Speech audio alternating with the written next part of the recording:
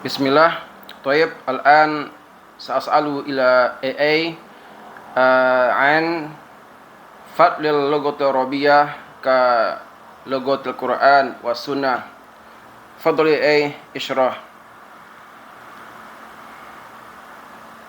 فضل اللغة العربية كلغة القرآن والسنة يتجلى في عدة جوانب. حفظ النص القرآني. اللغة العربية هي اللغة التي نزل بها القرآن الكريم، وهي اللغة الوحيدة التي تحفظ دقة ألفاظه ومعانيه دون تحريف أو تغيير.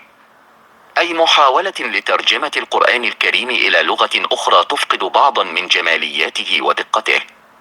فهم السنة النبوية. السنة النبوية الشريفة، وهي أقوال وأفعال النبي محمد، رويت ووثقت باللغة العربية. فهم السنة النبوية بشكل صحيح يتطلب فهم اللغة العربية وفروقها الدقيقة. إحياء الشريعة الإسلامية. اللغة العربية هي لغة الفقه الإسلامي وأصوله، وتدرس كتب الفقه والحديث والتفسير باللغة العربية. فهم الشريعة الإسلامية بشكل صحيح يتطلب إتقان اللغة العربية. التواصل مع المسلمين.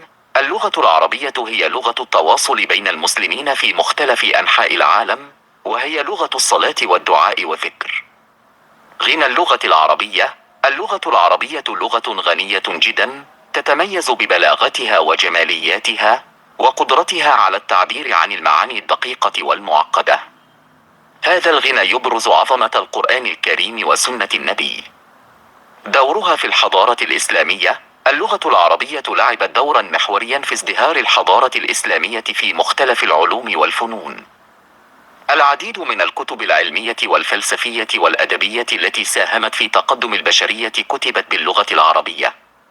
باختصار، فضل اللغة العربية كلغة القرآن والسنة ليس مجرد فضل لغوي، بل هو فضل ديني وثقافي وحضاري، فهي لغة الدين الإسلامي، ولغة التواصل بين المسلمين، ولغة العلم والمعرفة في تاريخ طويل وحافل. Baik, sekarang kita akan mencoba menerjemahkan keutamaan bahasa Arab, ya. Bahasa Arab memiliki keutamaan yang sangat tinggi dalam Islam karena Al-Qur'an dan Sunnah berbahasa Arab. Keutamaan ini tidak hanya sekedar karena kebetulan sejarah, tetapi juga karena beberapa faktor yang saling berkaitan.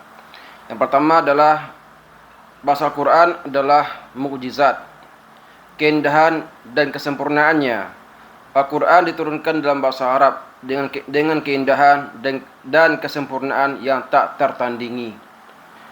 Keindahan ini tidak hanya dalam segi sastra, tapi juga dalam segi makna, gaya bahasa, dan pengaruhnya terhadap jiwa. Keindahan ini menjadi bukti kemukjizatan Al-Quran sebagai kitab suci dari Allah Subhanahu wa Ta'ala. Kemudian tentang pelestarian makna. Bahasa Arab klasik yang digunakan dalam Al-Quran relatif stabil dan terjaga keasliannya, sehingga makna ayat-ayat Al-Quran tetap terjaga sepanjang masa. Kemudian pemahaman yang tepat. Memahami Al-Quran dengan tepat dan akurat memerlukan pemahaman bahasa Arab yang baik, ya.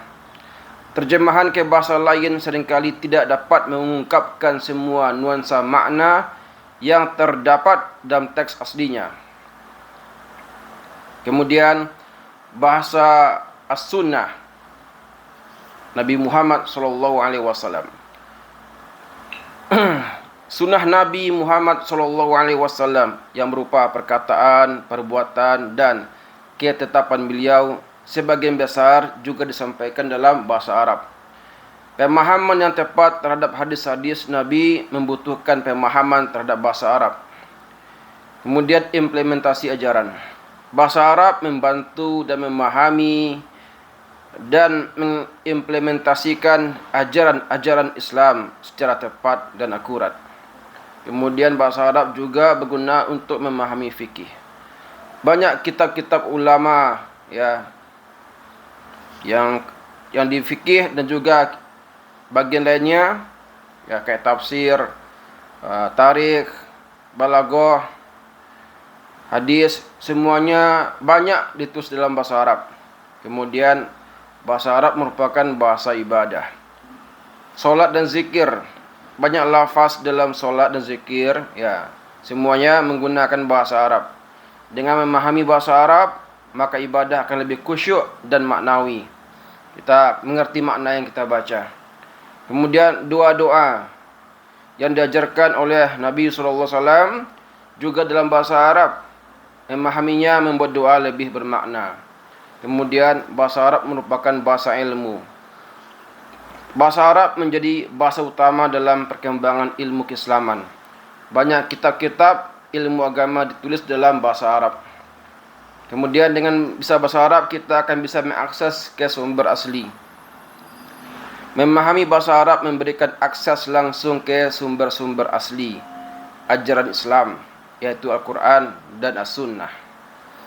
Kesimpulannya adalah keutamaan bahasa Arab sebagai bahasa Al-Quran dan Sunnah sangat tinggi dalam Islam.